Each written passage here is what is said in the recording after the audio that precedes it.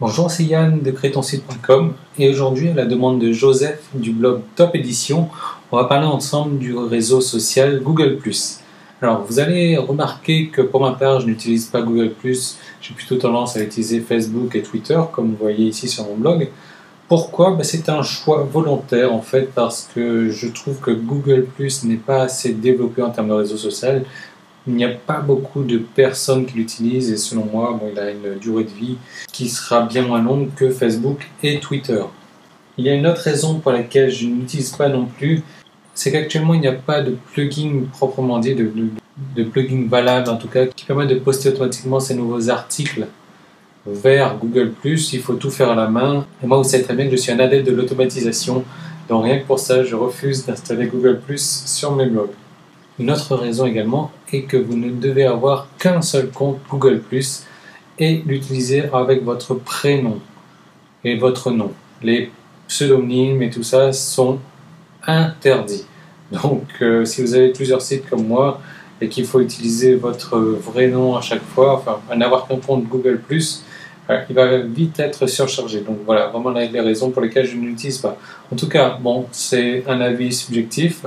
Je vais vous montrer dans cette vidéo comment faire pour utiliser Google+. Donc tout simplement, vous allez sur la page de Google ici et en haut à gauche, vous voyez un petit plus, c'est écrit vous ou votre prénom si vous êtes connecté avec votre adresse email. Donc je clique dessus, je me connecte avec mon adresse email et il va me connecter à mon compte Google+.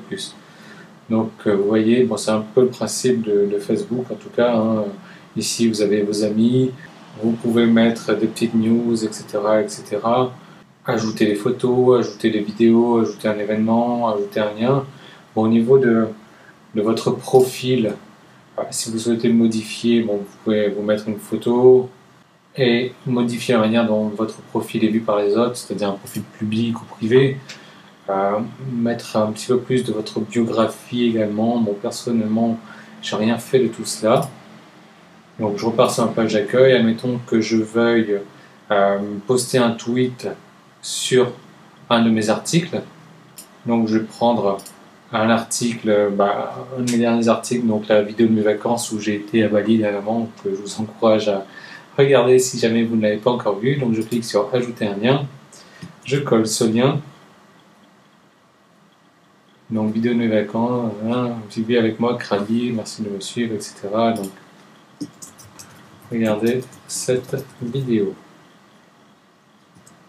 Amazing. Voilà. Et je partage. Donc voilà, mon post a été publié en mode public. Vidéo de mes vacances, si je clique dessus, je vais aller sur mon site directement, donc ce qui paraît logique jusque-là. Donc voilà pour ce qui est de Google+, un petit tour vraiment rapide, parce qu'il n'y a pas grand-chose à approfondir, c'est vraiment tout simple à utiliser. Comme je vous répète, il n'y a pas de plugin qui va vous permettre de poster vos articles automatiquement sur Google+.